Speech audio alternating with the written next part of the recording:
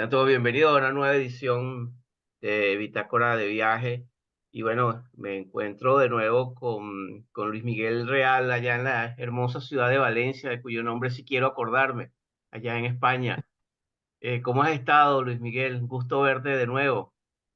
Un gusto verte de nuevo también, Félix, después de unos meses. Y sí, Sí, muy te hace contento. 8 meses. Así Sí, sí, cierto. conversamos. Sí. Tuvimos, tuvimos otra charla. Eh, Hay un tema que me parece trascendente en estos tiempos. El buen Gonzalo Domínguez, un historiador español muy interesante, él plantea que sencillamente estamos viviendo una época, una era oscura. Los hindúes lo llamaban 5.000 años, ah, el Kali Yuga, los tiempos oscuros. La noche oscura en el términos de que hay mucha complejidad dentro de las sociedades, especialmente las sociedades occidentales.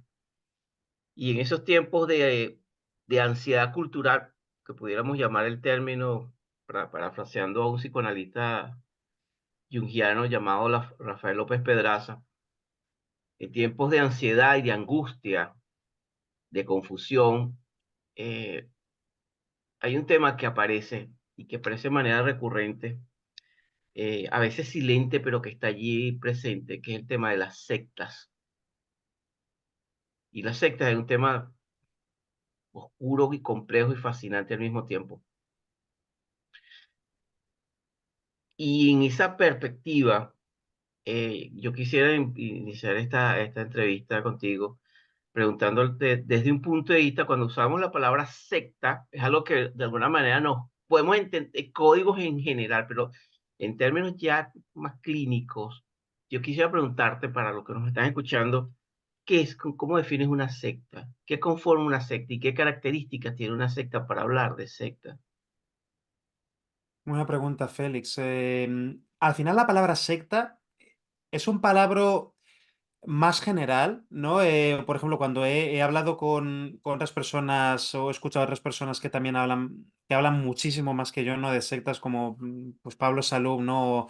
O la psicóloga Laura Merino, ¿no? Sí. Explica que, bueno, una secta es realmente una palabra general que podemos utilizar para prácticamente cualquier grupo, ¿no? Puede ser un grupo religioso, pero también puede ser cualquier otro tipo de grupo. Por ejemplo, un grupo de personas que se juntan para salir a hacer rutas en bicicleta los fines de semana, se puede utilizar eso, se puede utilizar la palabra secta, ¿no? Para definirlos, pero es una palabra que es verdad que tenemos asociada generalmente a algo religioso, como una secta, pues es un grupo religioso y tal, ¿no? La mayoría de expertos prefieren utilizar el término grupos coercitivos en el sentido de que, vale, pues son grupos de personas con una determinada ideología, con algunos determinados comportamientos, una cultura interna, que utilizan una serie de técnicas de manipulación, ¿vale? Para aprovecharse de los individuos, de sus fieles, de sus seguidores,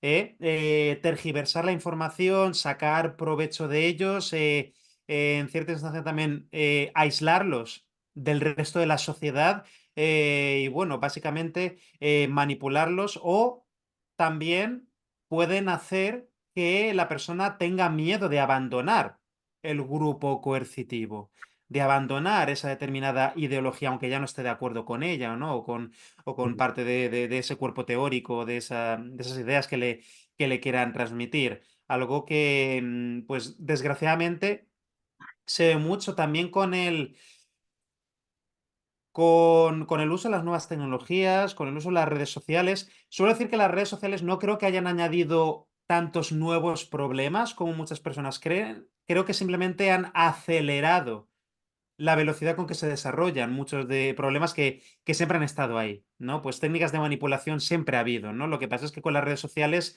ciertas ideas se transmiten mucho más deprisa, ¿no? Y también hay muchas sectas o grupos coercitivos que se sirven de Internet y de las redes sociales para captar mucho más fácilmente seguidores y, bueno, sacar provecho de ellos. Es que hay una cosa interesante, es que con cómo la tecnología va permitiendo la sofisticación de la manipulación, la relación entre manipulación Mm. y al mismo tiempo tecnología, por ejemplo, la erupción de la inteligencia artificial, por ejemplo, para crear personajes carismáticos e introducirlo. Es decir, estamos en presencia de, así como hay cosas muy buenas que se están haciendo, uno revisa cosas maravillosas que en el momento que estamos viviendo. Por ejemplo, puedo decir algo que me parece extraordinario y se aceleró sobre todo después de los 2 años de toda esta movida del COVID y todo esto, el uso, por ejemplo, el acceso a la música. No hay un instrumento musical que tú no puedas aprender online y que de una calidad, pero asombrosa. Por ejemplo, o pintar o dibujar o es decir, es maravilloso, pero al mismo tiempo es aterrador el hecho de que esa tecnología tan maravillosa que puede servir para educar, para transformar, para inspirar, también puede servir para los más perversos o oscuros planes de manipulación. Y te digo esto porque me llama mucho la atención cuando hablamos de estos grupos coercitivos. Y lo interesante es que uno o la persona en general tenemos la visión o la idea que viene mucho de la televisión, ah, de que es un señor con una bata púrpura y entonces hay unas personas siguiéndolo y adorándolo, etcétera. Pero es que Mm. también eso es un modelo mucho que viene desde los 60, antes de los 60, con Levi y todo el culto demoníaco o Lucifer que tenía en Estados Unidos. Pero que es que eso ya no es así. Existen diferentes tipos coercitivos y con diferentes tendencias. Efectivamente, probablemente la gran mayoría de personas que nos escuchen al pensar en secta, en grupo coercitivo, va a pensar en un grupo religioso, por ejemplo, los testigos de Jehová, ¿no? O tal vez los mormones, ¿no? O cualquier, no sé, alguna secta satánica que en los 60 asesinase gente, ¿no? Probablemente se van a imaginar ese tipo de casos o sectas más hippies, ¿no? Que organizasen suicidios masivos, ¿no? Este tipo de cosas. Pero también hay muchas sectas que no son religiosas ni tienen ningún componente religioso o necesariamente espiritual. Hay sectas de desarrollo personal, ¿vale? Hay sectas que utilizan la palabra psicología, ¿no? Con la terapia Gestalt, ¿no? O muchísimas, o que utilicen constelaciones familiares, ¿no? Hay muchas ahí. También hay sectas en el mundo de los negocios o grupos coercitivos en el mundo de los negocios. Por ejemplo, em, hace un tiempo, pues un reportero independiente español, ¿no? Bastante famoso, Carlos Tamayo, pues estuvo haciendo una serie de vídeo documentales hablando de grupos coercitivos alrededor de las criptomonedas. ¿No? Alrededor de las criptomonedas y cómo utilizaban manipulación para pues, cambiar la ideología de sus seguidores, engañarles y al final sacarles todo el dinero posible para luego al final desaparecer con todo ese dinero. Entonces, sí, hay muchos tipos de grupos coercitivos que pueden compartir también muchos elementos, ¿no?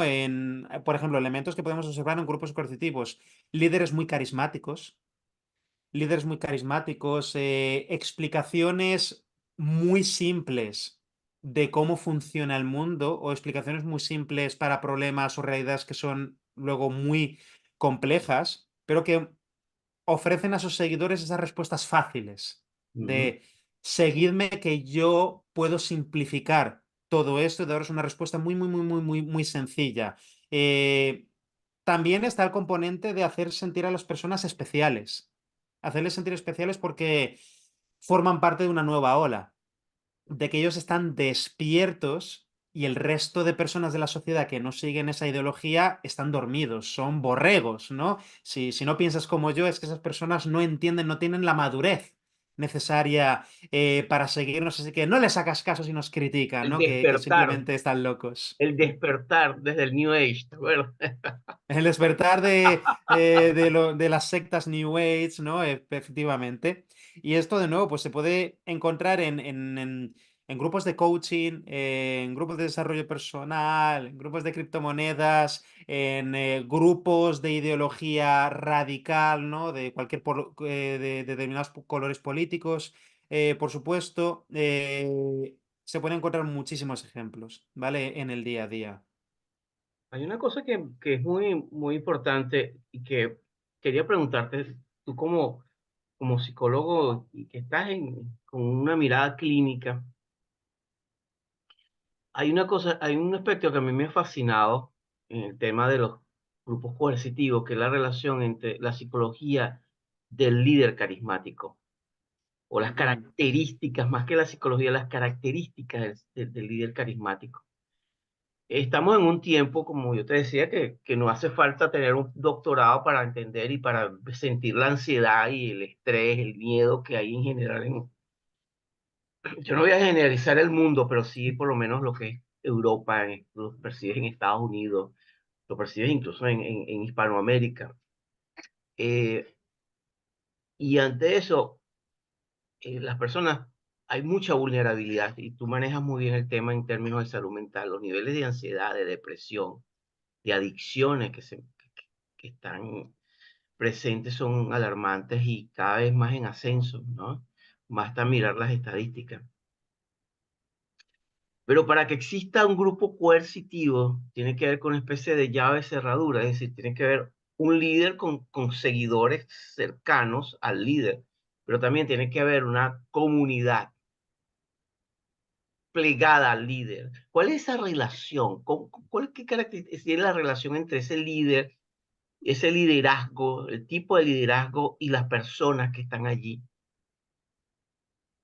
Muchos líderes, ¿no? De grupos coercitivos, esos líderes carismáticos, muchas veces comparten bastantes rasgos de personalidad de psicopáticos, ¿no? Asociados a la psicopatía, personas que fingen, fingen una cierta empatía por las personas que les siguen y disfrutan de tener control sobre otras personas, sobre sus decisiones, sobre su manera de pensar, sobre sus conductas, para luego sacarles partido. Es un patrón, son algunos rasgos de personalidad que se han encontrado muy a menudo entre líderes de grandes grupos.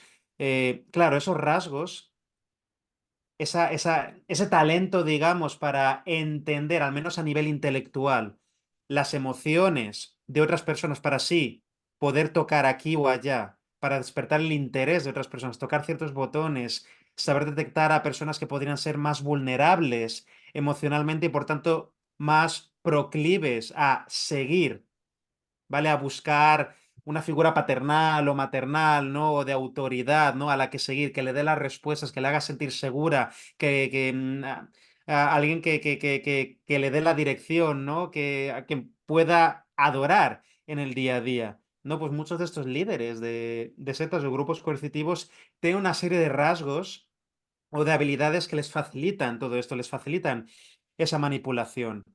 También para que una persona caiga en un grupo coercitivo, suele haber una serie de condiciones. No voy a hablar necesariamente de rasgos de personalidad, ¿no? Porque no hay un perfil, ¿vale? Común de persona que vaya a caer en una determinada secta o grupo coercitivo, porque depende de muchos factores, ¿no? Depende de la educación, depende del momento vital, depende de muchísimas circunstancias. A algunas personas les podría atraer especialmente si están sintiéndose vulnerables.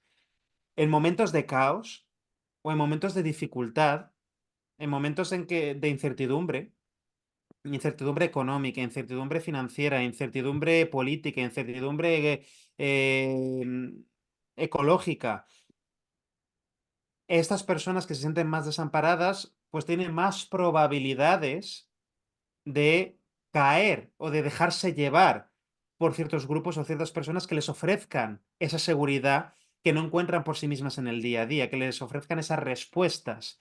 Entonces, por ejemplo, un líder carismático que empieza a ofrecer respuestas para las inquietudes de una persona que está harta de ciertos aspectos de la sociedad, pues ahí podemos tener un buen combo. ¿Vale? Ujú, Ahí podemos tener un buen combo, ¿no? El líder también va seleccionando a ciertas personas. Una persona, ¿vale? Un líder de una secta, de un grupo coercitivo, por muy carismático que sea, no va a convencer a todas las personas con las que hable.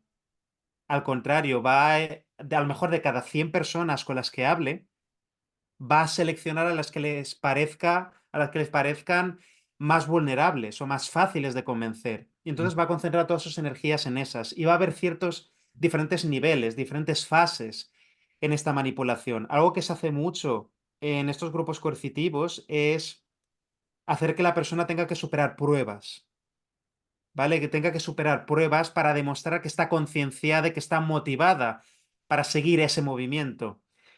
Un ejemplo así más banal, en hermandades universitarias, ¿no? De estas Ujú. estadounidenses, en que, ¿vale? Que puede haber dinámicas de maltrato, de bullying, básicamente, ¿no? De novatadas, ¿no? Para ser parte del grupo tienes que hacer esto, tienes que desnudarte e ir por la calle y hacer esto y tal, y cuanto más difíciles son esas pruebas, cuanto más esfuerzo tiene que hacer una persona para entrar en el grupo, esa persona después más ganas va a tener de quedarse en el grupo. Ujú, sí. Es este sesgo que hace que cuando hemos invertido mucha energía, atención o recursos en algo, luego nos duela mucho psicológicamente alejarnos.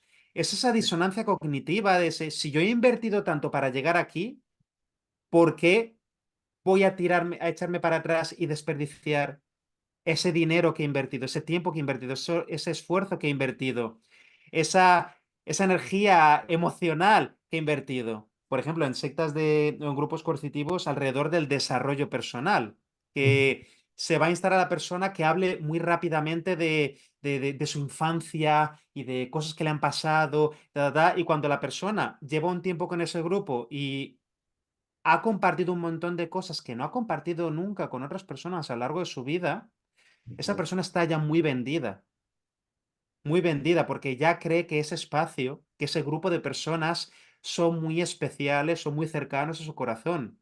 Y luego le va a dar mucha más pena, le va a dar mucha más angustia psicológica el imaginarse saliendo de ahí. Es que he invertido mucho para llegar aquí. ¿Me vas a decir que esto ha sido para nada? Es algo que no nos gusta, no nos gusta vernos en una situación así. Darnos cuenta o pensar que hemos desperdiciado nuestro tiempo, nuestros recursos para algo. Entonces, los líderes de estos grupos coercitivos también van a poner una serie de barreras para ir seleccionando y filtrando a la gente, ¿no? Y al final se van a rodear de los más fieles, ¿no? De aquellos que más creen, y aquellos que son un poco más escépticos van a apresurarse para echarlos, para alejarlos, para que no contaminen al resto del rebaño, para que no contagien, ¿no? De ese escepticismo, y también, pues, no perder el tiempo. Si ya no le estamos convenciendo con nuestras ideas, que se vaya, no vamos a perder el tiempo, vamos a concentrarnos en los que sí, que, que se están creyendo nuestras ideas, ¿no? Esto se puede ver en muchos grupos de desarrollo personal, tipo terapia Gestalt, tipo bioneuroemoción, constelaciones familiares, Y demás, y demás, etcétera. y demás. Efectivamente. Mm, A mí me llama mucho la atención porque eh, lo interesante de lo que comentas es que muchas veces una persona puede estar bajo un grupo de coerción y no lo sabe, porque la tecnología, lo escuché una vez un pensador, un filósofo argentino, algo que me hizo pensar mucho, es que cómo pudiera ser término la maldad o el mal, pero si lo ujú, simplificamos y usamos manipulación, cómo también ujú, la manipulación se ha ido sofisticando con la tecnología, ujú, ¿sí? Ha habido una sofisticación del mal en cuanto al uso perverso y el uso de la manipulación, no solamente en términos políticos, religiosos, pero que también lo podemos. Un grupo coercitivo puede ser un club de fútbol. Por, efectivamente. por ejemplo, por Muy buen ejemplo, ejemplo de grupo coercitivo entonces actual, la moderno. gente o las personas en general creen que es algo que lo que habla, la metáfora que usábamos anteriormente, ¿no? De un señor con una bata blanca y los demás adeptos levantando las manos, pero es que realmente, y algo interesante, en algún momento de nuestras vidas hemos estado en un grupo coercitivo, o incluso hemos podido estar y no nos hemos dado cuenta. Por ejemplo, lo que te comentaba de un equipo, un deporte, el mundo del fashion, de la moda cuando se crea un sistema de creencia donde la persona es sometida a ya no bullying, rituales de tortura, rituales, se conocen en criminología como rituales de abuso. Es Ajá, decir, que es la ajá. degradación del ser, de la persona, del yo, humillaciones, etcétera. Pero es que también lo encontramos, Luis Miguel, y eso que tú tocas bien, lo encontramos en la política, en cualquier tipo de religión o credo, no importa, o sea, lo que estamos usando es, por ejemplo, y es lo que me llama mucho la atención, en Estados Unidos hay más de 1,5 millones de cultos más actualmente, te estoy hablando de cifras en 2024. Ujú, Pero hasta qué punto tiene que ver también cuando uno explora, por ejemplo, la desintegración del sentido de comunidad, sí. de familia, de amigos que muchas veces tú te conversas mucho, o sea, el sentido de pertenencia. No estoy hablando en un sentido estricto, tradicional, pero sí en un sentido de pertenencia de comunidad. ¿Hasta Y qué eso es punto? algo que muchas personas buscan en esos grupos coercitivos. Les ofrecen ese sentimiento de comunidad que la persona, pues, no está encontrando en su vida en el día a día, tal cual. Que son tiempos, los actuales son tiempos de mucha, una cosa es soledad. La soledad tú la puedes vivir desde la plenitud, pintando, Mm, dibujando, en un proceso de caminar, correr, es decir, eh, pero otra cosa es un tema que me parece que hay una correlación, que es el tema del aislamiento social. Estamos en sociedades muchas veces donde el aislamiento social, que es la incapacidad de conectarnos con otro o la dificultad, aún queriendo, de ir hacia los otros, eh, genera una especie de un doloroso aislamiento que sabemos los efectos que tiene el hecho, porque el cerebro humano está hecho para conectarnos con otros. mm, Hey, mm. ¿tú cómo lo has visto? ¿Cómo ves eso desde tu punto de vista como psicólogo que estás atendiendo gente y que estás? Tal cual, estos cambios sociales, esta deriva de la sociedad hacia un mundo cada vez más individualista, eso ha tenido un papel muy importante en, prácticamente todos los problemas psicológicos, Ujú, ¿vale? En la medida que vamos a una sociedad más individualista, también hay cada vez más personas deprimidas, sí, precisamente porque han perdido ese sentimiento de comunidad, se sienten solas. Y los grupos coercitivos ahí crecen, ¿vale? Ahí crecen porque están dando una respuesta a una pregunta que muchas personas tienen. ¿Cómo puedo hacer para ser feliz o encontrar una comunidad? Eso, y ahí es donde se aprovechan. Ahí es donde se aprovechan. Eso es lo que te falta. Yo te doy esto.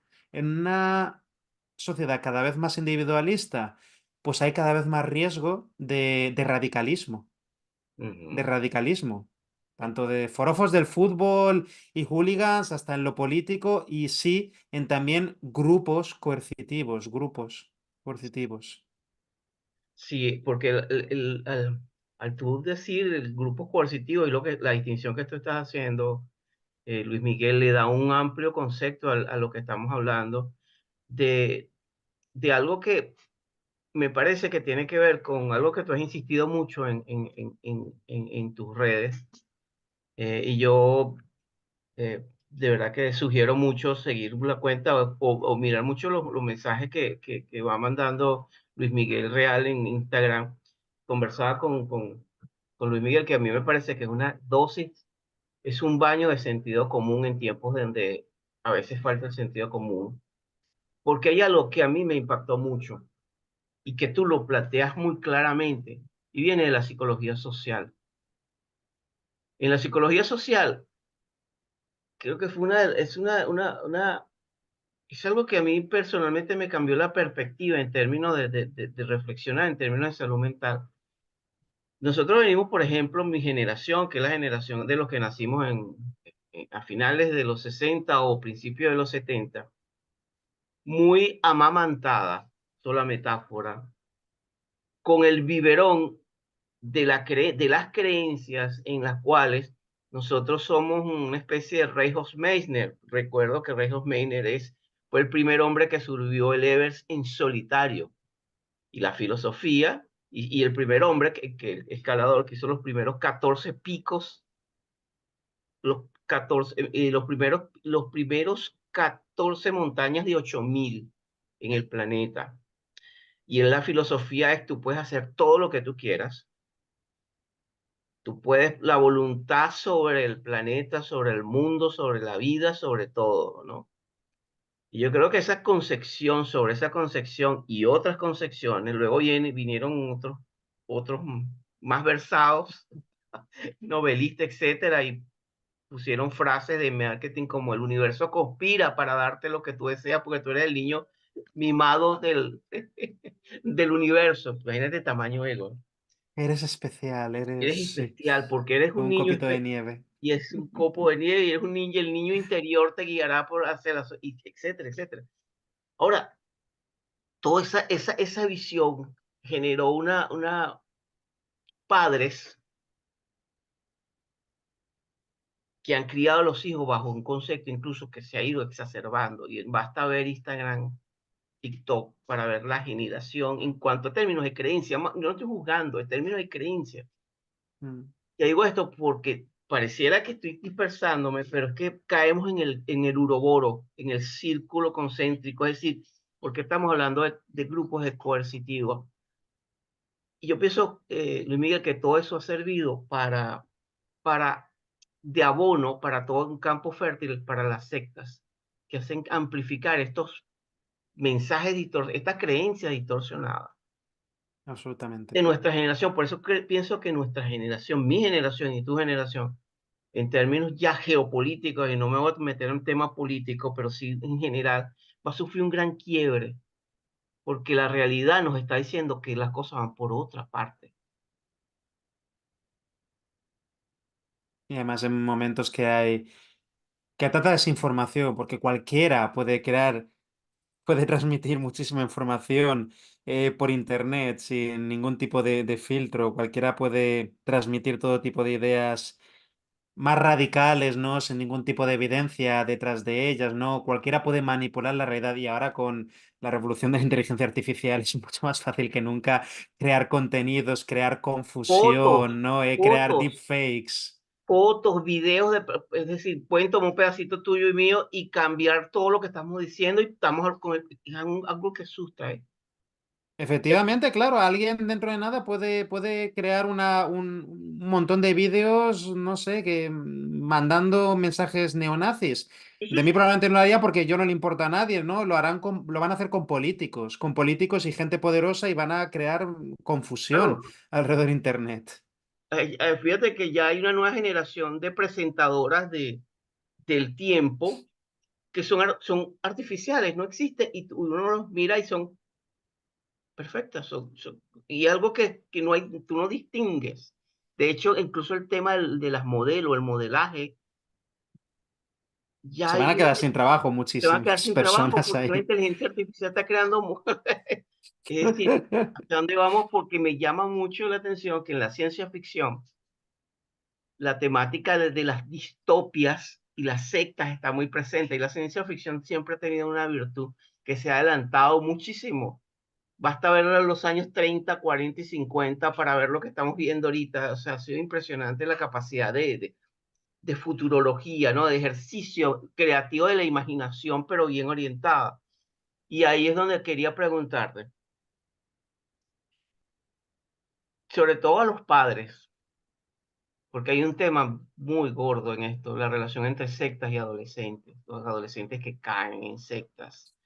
Si cae un adulto, si un adulto puede entrar en un grupo opresivo y coercitivo, eh, un adolescente es mucho más vulnerable porque está en un proceso complejo, así no tiene guiatura. Una primera pregunta, tú como psicólogo, ¿qué características tú encontrarías, por ejemplo, un niño que comienza, un adolescente que comienza a asistir a un grupo y un padre que te dice, mira, mi hijo está asistiendo a un grupo de estas características, ¿qué características tú les darías para ti serían indicadores de que ese puede ser una potencial secta? Esa es la primera pregunta. Hmm. Con adolescentes me preocuparía sobre el uso no supervisado de redes sociales, ¿vale? Porque es ahí donde van a entrar en contacto con todo tipo de ideas y grupos, sobre todo radicales, extremos, que vayan manipulando su percepción del mundo, ¿no? En esos momentos que son más vulnerables. Soy de la creencia de que ni los niños ni los adolescentes deberían tener acceso a redes sociales, ¿vale? Y que eso, la responsabilidad no es tanto de los gobiernos de prohibir el acceso, porque es muy difícil, Claro, ¿vale? Evitar, a nivel legal, evitar que todos los adolescentes accedan a TikTok, ¿no? Pero los que sí que pueden hacer eso son los padres. ¿Por qué? Porque son los padres quienes compran, quienes pagan los teléfonos móviles. claro, Y hay claro, demasiados padres que están cayendo en el error de dar teléfonos móviles sin supervisión a sus hijos desde edades muy jóvenes, desde 10 años, desde antes de los 10 años incluso. ¿Y cómo puedes dar una herramienta tan poderosa a una persona tan poco madura como un niño? ¿Cómo esperas que lo utilice? Y aquí ya hay muchos problemas, ¿no? Ya están los problemas de comunicación que hay familiares, el desconocimiento, ¿vale? Sobre todo desconocimiento, ¿no? Por parte de los padres sobre lo que pueden hacer estas tecnologías en malas manos, ¿no? O sin supervisión. A veces también puede haber falta de interés, ¿no? Padres que no estén interesados en supervisar correctamente el uso que sus hijos hacen del móvil. Simplemente quieres darles un móvil para, mira, entretente y deja de molestarme, ¿no? Y no son conscientes del daño que están haciendo con eso.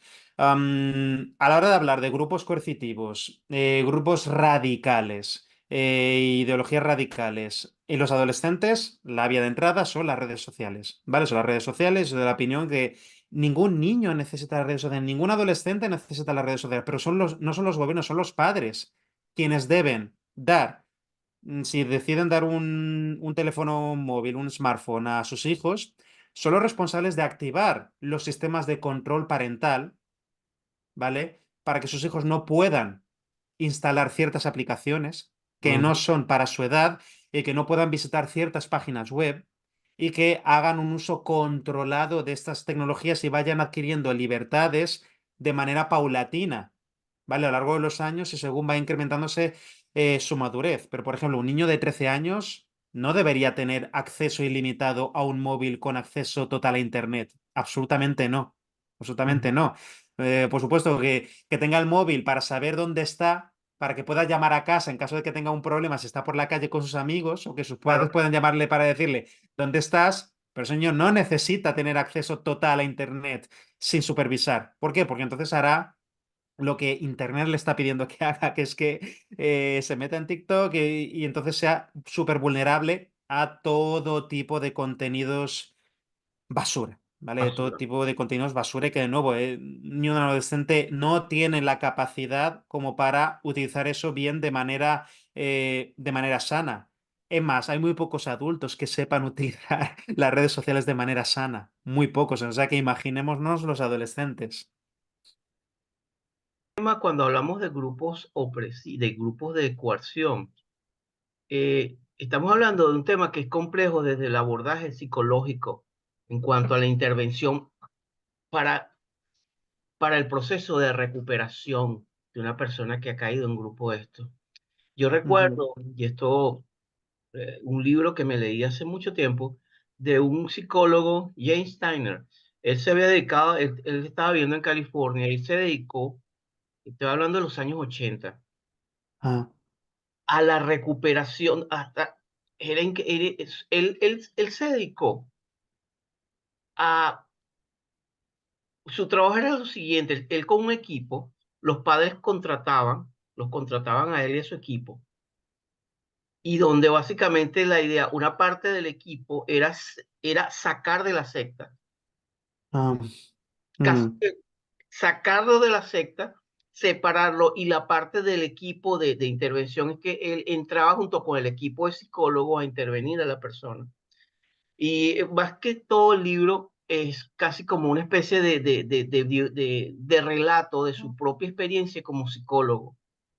Y recuerdo que algo muy interesante que él decía es que lo complejo de la mente de una persona que ha caído, en lo complejo del conjunto de creencias, del entramado de creencias que se teje en una persona que ha estado por lo menos 3, 4, 5 años en una secta, no es la secta, en un grupo de coerción de este tipo, donde hay algo que es muy complicado por la complejidad que me recuerda casi un sistema de minas. Cuando tú tratas de desactivar una mina, y eso lo saben las personas que conocen el tema, es muy peligroso porque cuando tú desactivas una, cualquier leve movimiento hace que se activen las demás que están en un campo minado. Y eso es un poco una metáfora que es compleja, pero por eso es que solamente un psicólogo clínicamente registrado que con una formación adecuada puede abordar tamaña empresa. Dicho esto, eh, tu experiencia y tu reflexión como psicólogo, porque hay una cosa que me preocupa mucho, la gente, la presencia de coach, de Mm. curadores y de gente que no tiene ni idea, Dios, ni idea de lo que está haciendo, y una cantidad de personas que han tratado de salir de sectas y caen en manos de otra secta, que es otra experiencia que es dramático y es trágica. Es, es muy difícil hacer este abordaje, ¿no? Pues una víctima de una secta. Hablé hace tiempo pues con Laura Merino, ¿no? Que es Sí, una sí, psicóloga precisamente experta, ¿no? En este tema brillante. de trabajar Mm, con víctimas de grupos coercitivos, especialmente con sus familiares, ¿no? sí, Pero es que hay que ir muy, muy, muy despacio, con mucho cuidado. Cuando una persona ha estado atrapada en ese entramado, en ese sistema de creencias, es que tiene que resetearlo todo. Tiene que resetearlo todo, ¿no? Porque ha cambiado completamente su manera de ver el mundo, ha construido un castillo y ahora tienes que ir desmontando ese castillo pieza por pieza y además muy despacio, porque al principio la persona probablemente no crea que le estés ayudando. La persona cree que ese sistema de creencias le ha ayudado a lidiar con el mundo, le ha ayudado a encontrar respuestas para grandes interrogantes sobre la vida, el mundo y cómo funcionan las personas. Y si vas muy deprisa, a lo mejor la persona dice, ¿qué vas a hacer con mi sistema de creencias? No te acerques, no eres mi amigo, no, nada. Esto, mira, un libro que creo que da muchísimos insights sobre todo este proceso de salir de esa mente burbuja, ¿no? Ese pensamiento burbuja que no sale realmente nunca del todo, ¿no? Pero ir liberándote de ello es el libro que escribió David Saavedra, titulado Memorias de un ex-nazi, ¿vale? mm, Em, Vale, David Saavedra, él estuvo durante más de 20 años en grupos de extrema derecha, españoles, grupos nazis, y efectivamente pues él salió de ese sistema de pensamiento, ¿no? Que él empezó a meterse cuando era un adolescente, ¿no? Un adolescente prácticamente. Y en sus redes sociales, especialmente en su cuenta de Instagram, y tiene bastantes vídeos en YouTube en que va describiendo partes de este proceso, todo lo que supuso para él ir desmontando algunas creencias, estas formas de pensar, ¿no? Porque el momento que nos hemos radicalizado, hemos construido ese castillo de ese sistema de creencias, observamos todo lo demás desde ese filtro, desde esas gafas, y por el sesgo de confirmación vamos a seleccionar los trocitos de realidad que encajen con la opinión que nosotros ya tenemos, con ese sistema de creencias que ya es sagrado para nosotros. Y cualquier idea que pueda crear una grieta, que pueda cuestionar alguna de esas ideas, lo vamos a rechazar, porque nos provoca disonancia cognitiva. Entonces, no puede ser. A lo mejor te enseñan un informe científico que demuestra que eso en que lo que tú creías no es cierto. Ese informe está inventado, está falsificado, no puede ujú. ser. O, por ejemplo, pone muchos ejemplos a lo largo del libro sobre el negacionismo del holocausto, ¿no? De los grupos de extrema derecha. El holocausto no existió, es una mentira, Hitler nunca le hizo nada a los judíos, ¿no? Y cuando les muestran algún informe, alguna prueba de que efectivamente existió, no, todo eso es manipulado. Todo eso está manipulado, tú me estás engañando, además también te están engañando a ti, formas parte. Hacen una serie de malabares intelectuales para que todo lo que les presenten encaje dentro de ese castillo. Y todo lo que no les sirva lo van a desechar. Esto es manipulado, esto me estás mintiendo, esto no es así, ya está, y no te escucho. Entonces ya no es una cuestión de enseñar a la persona pruebas, porque a la persona ya no le sirven las pruebas. Las va a rechazar y va a hacer todo tipo de malabares mentales para rechazar eso que le pones delante. Ujú. A lo mejor le quieres ofrecer un libro, probablemente la persona no va a querer leer el libro porque sospecha que va a hacer que su sistema de creencias se agriete un poco y eso le va a causar mucho estrés, se va a negar. Por eso es extremadamente complejo el trabajo con personas que han ido saliendo de un sistema de creencias fanático o radicalizado. Súper complejo. Y creo con mucho cuidado. Incluso sabes que hay unas personas que salen de un culto si no tienen el abordaje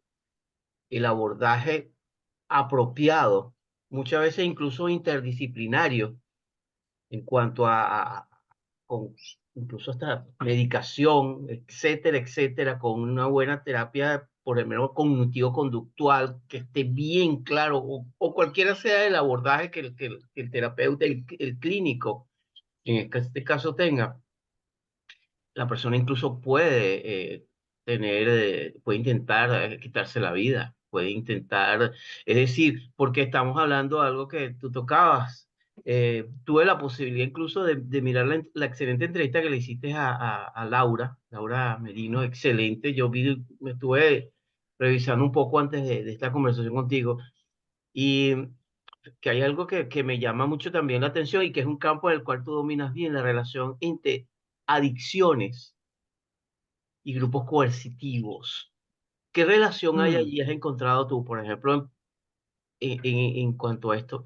La relación y adicciones, incluso no solamente el alcohol o las drogas, el sexo también, la relación entre sexualidad, poder y grupos coercitivos. Se va de adicción, podría hablar de la dependencia psicológica, ¿no? De la misma manera que una persona con un problema de adicción desea, ¿vale? Desea el contacto con ese objeto adictivo porque cree que le está haciendo bien. La persona que tiene un problema de alcoholismo ve el alcohol como su salida de los problemas. Y en el momento que se imagina sin beber, le entra angustia. Mira, hoy mismo lo estaba hablando en una primera sesión con una persona, ¿no? En terapia, con un problema con el alcohol. Y me habla de ello. Sí, me entra, siento angustia al pensar en no volver a beber. ¿Por qué? Porque eso les tapaba muchos problemas y desafíos en el día a día. De la misma manera, de manera muy parecida, una persona que haya estado en un culto, en un grupo coercitivo, ve ese grupo y ese sistema de creencias como su solución a los problemas. ¿No? Ujú. Me quitaban mucho estrés en el día a día, me daban ese sentimiento de comunidad, me daban esa certeza, porque yo me veía a mí mismo como que tenía la verdad sobre el mundo, sobre cómo funcionaban las cosas. Y ahora, al ir desmontando ese sistema de creencias, siento vacío, ¿Qué tengo? me siento vacío. ¿Qué hago? ¿Qué hago? ¿Cómo vuelvo a encontrar sentido al mundo? ¿Cómo distingo entre verdad y ficción? ¿Cómo distingo entre pensamientos que son como residuales de ese pensamiento burbuja o conspiranoico, entre eso y la realidad? Hay mucha incertidumbre después, mucha confusión y, de nuevo, esa dependencia psicológica. De manera parecida, ¿no? Como una persona que haya sido, por ejemplo, víctima de una relación abusiva puede sentirse muy desamparada al salir de esa relación de ¿ahora con qué me quedo? Y puede Ujú, ser que tarde mucho tiempo en llegar a esa conclusión de es verdad, estoy mejor ahora que he salido de ahí, ahora que he ujú. salido de ahí. Pero en algunos casos se puede tardar mucho tiempo. De misma manera o de manera parecida como una persona con un problema de adicción, un problema de alcoholismo, puede tardar tiempo en sentirse satisfecha en la abstinencia del alcohol. Ujú. Es En interesante. volver a encontrar esos pilares, ¿no? Esas actividades, esas personas, esas situaciones que le ayudan a lidiar con el malestar del día a día, que le ayudan a dar un propósito a sus días, a sentir satisfacción por la vida. A eso iba mi pregunta siguiente. ¿Y cuáles son los mejores? Y esto es una pregunta ya que te hago en general en tu propia experiencia de trabajo y de vida. ¿Cuáles consideras tú que son algunos ingredientes que debe, no es que debe, que es importante tener en estos tiempos de convulsión, de ansiedad, de incertidumbre, sobre todo, Ujú, eh, que pueda ayudar, por ejemplo, a un joven, un adolescente, incluso una persona, porque ese es otro mito que hay. Es decir, una persona puede entrar en un grupo de coerción a cualquier edad de su vida. Eso no necesariamente es un adolescente, no. En cualquier momento de vulnerabilidad, una persona puede caer en un grupo. Lo he visto yo con gente de 50 años entrando en grupos estos de financieros, de pirámides, de venta de productos naturistas y entonces casi que son fanáticos. Me pasó una experiencia hace el año pasado con un ujú, grupo que me invitaron sin yo, sin yo invitarme, sin yo aceptar la invitación. Como bueno, había un par de amigos, bueno, dije, ok, pero es que no pude durar más de una hora porque eran como 50 mensajes sobre potencial humano, sobre el desarrollo espiritual era el grupo. Y aquello, mm, solamente pude escuchar 4 mensajes, primero que no tengo tiempo, y segundo porque lo que me llamó la atención es el grado de una palabra que se usa poco, sectarismo, el yeah. sectario, la psicología del sectario, que es un poco el blanco negro, entonces, la Blanco o negro. Ujú, blanco negro, y eso estamos, es decir, la concepción en este grupo que es generalizable en otras cosas. Es, por ejemplo, que el mundo es la espiritualidad según la concepción de lo que cada de ellos entendían de espiritualidad. Esa es la concepción de que nada es real. Todo es creado por la ilusión. Hasta que llega algo como el COVID, todo el mundo corriendo a su casa, por eso era más que lo yo le decía a los amigos, algunos amigos míos que son budistas, con todo el respeto, decía, ok, pero tú no dices que la realidad no existe, porque si la realidad no existe, el COVID no existe. No necesitas vacunar, no necesitas ponerte, pues que no yeah. existe. Entonces me decían, no, pero Feli, es que hay otros tipos de realidad. Eso, Dios sea por. Entonces, pero bueno, más allá de eso, esa era una pregunta que quería hacerte. ¿Qué ingredientes? Sí, ¿Hay creo que la algunos? respuesta... Ah, no, sí, dime, dime. No, no, hay algunos ingredientes para, sin caer en Para género, prevenir, para protegerse, ¿no? De para estas cosas. protegerse. Es el pensamiento científico, es el pensamiento crítico, pero es esencialmente el pensamiento científico. Has dado un muy buen ejemplo con el pensamiento blanco y negro, ¿no? La persona que cae en determinados sistemas, ¿no? De estos radicales o grupos coercitivos, no está, o sea, está aceptando Mm, descripciones categóricas y muy absolutistas sobre la realidad, que son las respuestas que le están ofreciendo, respuestas de blanco y negro, y no está dedicando tiempo a revisar la información, revisar la evidencia y efectivamente encontrar evidencia que soporte, que sostenga y apoye aquello que le están ofreciendo. mm, Esa es la solución para detectar mensajes absolutistas. Eso está basado.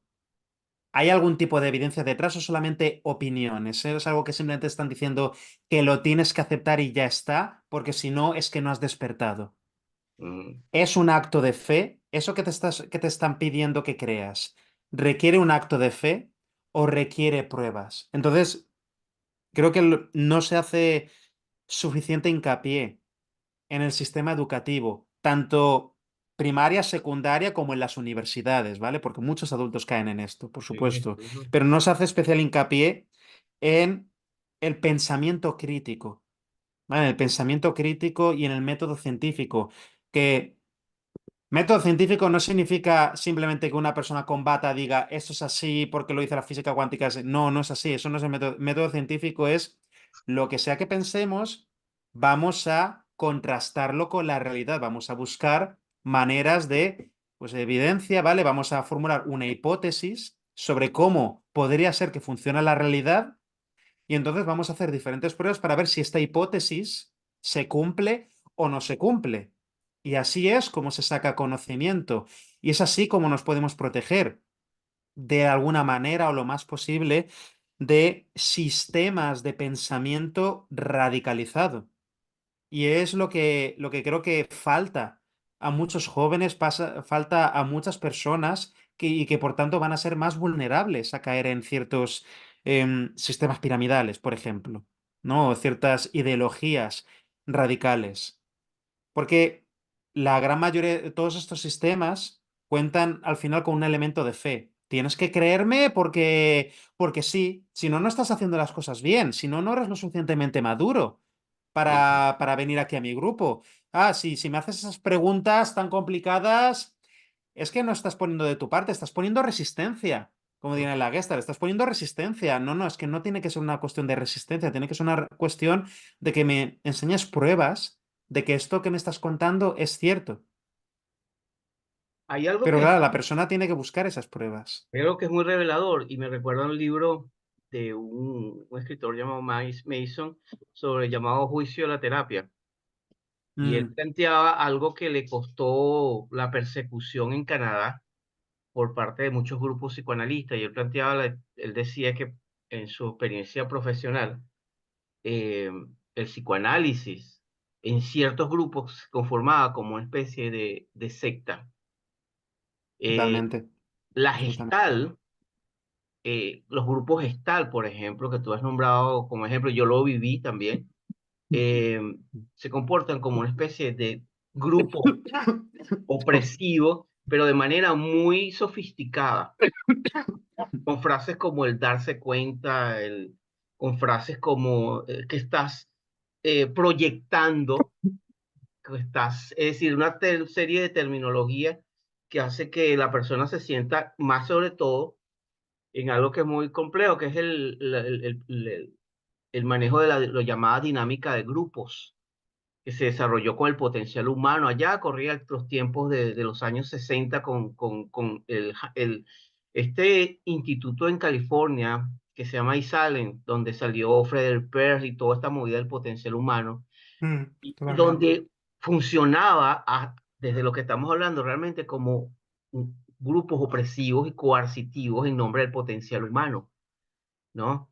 Y yo creo que eso es interesante porque verlo desde una mirada menos apasionada, más reflexiva, sin juicio, pero sí al mismo tiempo como una reflexión histórica también de un momento en el cual, por ejemplo, de esos polvos, estos lodos. Tenemos que ver también mucho lo que fue el movimiento en los años 60, toda esta erupción de cultos de todo tipo, Totalmente. sobre todo la nota de esa ruta San Francisco en los Estados Unidos, California. Pero fíjate algo, y es una reflexión que me hago, un poco lo que está pasando en el estado de California y en lo que pasa, en lo que está ocurriendo en términos de sectas. Eh, Mm. Luis Miguel de Estados Unidos tiene más de 1,5 millones registrados de sectas, más de nombres de sectas. No te estoy diciendo registradas, o sea, Registradas. no te estoy hablando, porque estuve revisando varias cifras antes de conversar aquí contigo de la Asociación Internacional de Cultos, se llama así, en una página, una website internacional, y el tema de que hay una correlación, yo lo encuentro así, entre todo este movimiento, pero que hay que estudiarlo desde un punto de vista histórico también, cómo esto ha devenido, luego vino, no se puede entender algo que ha sido muy perjudicial y mucha gente no está de acuerdo conmigo. Yo creo que una de las cosas más terribles que le pasó a mi generación fue caer bajo el influjo del New Age. Mm. Pero es que no se puede entender el New Age si no nos vamos a lo que fueron los años 60 y 70 y todo el caldo. Es decir, el New Age es la hija cuyos padres crecieron y se desarrollaron en la época hippie y toda la contracultura y toda esa nota. Epa. La contracultura. Y eso trajo esto hasta estos tiempos posteriores, porque hay que entender que no solamente de individualismo, de transhumanismo, de absolutamente individualismo y de destrucción del sentido de la comunidad, el sentido de la comarca, usando términos tolkianos, ¿no? La comarca. que le da sentido. Y tú ves a los mm, hobbits en ese viaje maravilloso que nos lleva Tolkien por la imaginación. Al final, todo ese sufrimiento para luego ir volver a la comarca, es decir, al sentido de la comunidad, lo que nos está diciendo Tolkien en un sentido, no es lo físico, no, sino los afectos, la conexión con los vínculos. Cuando tú eso lo destruyes el núcleo familiar, destruyes la conexión con la gente importante en tu vida, tienes un caldo de cultivo para un vacío existencial, mm. un vacío, y el vacío existencial. Hay una frase de Gustavo Cerati, el cantante argentino de un grupo argentino de rock llamado Soda Stereo, que dice, Ajá, el diablo frecuenta soledades. sí. Interesantísimo en un contexto clínico y de esto de grupos, es obvio, cuando hay vacío, ¡uh! El caldo está allí para La entrar. soledad mata. La La soledad soledad es un mata. La asesino, soledad hombre, es un es asesino en extremadamente serie, mala. es un asesino en serie silencioso. Tal cual. Es impresionante el efecto y yo creo que en ese sentido, yo creo que estos son, es muy interesante hacer una reflexión y pararse un poco y mirar también de dónde nos estamos, qué creencias también tenemos que soltar, dejar, reflexionar, pero eso lo da el pensamiento reflexivo. Ah, absolutamente. Absolutamente.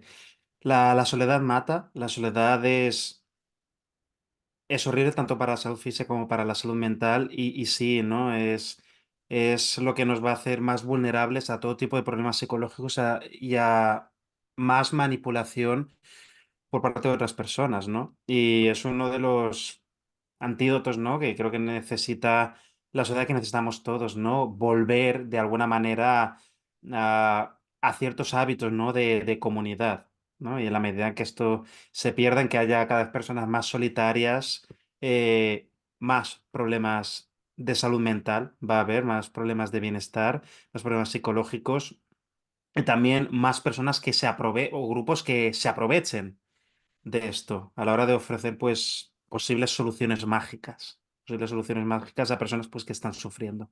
Mm. Sí, sí, sí, sí. Es un tema enorme.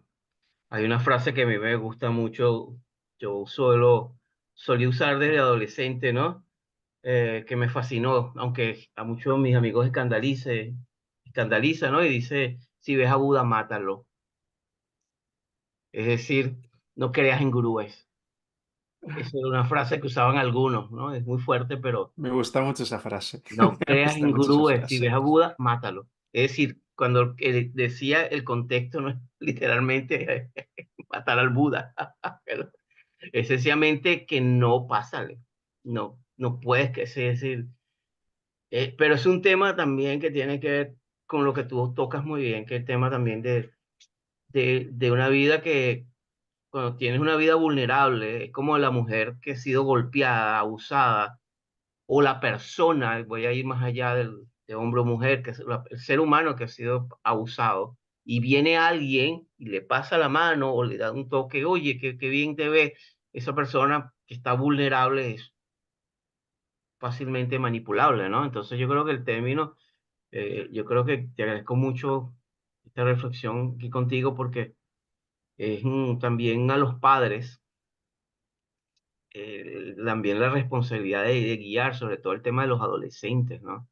Y a las nuevas generaciones que están porque no, yo crecí en una generación, me parece que pasó lo tuyo, donde no había la Deep Web, no habían todas estas aplicaciones de cosas